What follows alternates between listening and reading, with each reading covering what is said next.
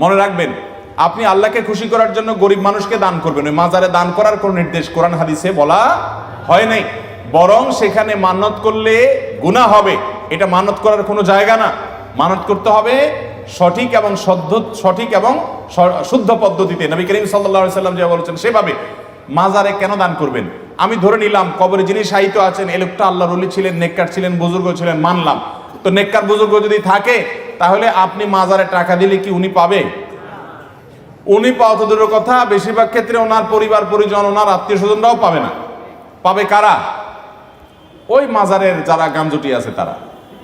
তাহলে সেক্ষেত্রে কোন মুসলমান জেনে শুনে এই সমস্ত জায়গায় টাকা পয়সা দিতে পারে? আপনি দান করার জন্য টাকা খুঁজে পাচ্ছেন না, ওই মাজার থেকে বাইর হইলে রাস্তা দেখবেন বহু গরিব মানুষ দাঁড়ায় আছে, বসে আছে, আপনি তাদেরকে দান করেন। ইসলাম আমাদেরকে সেটা করতে বলেছে।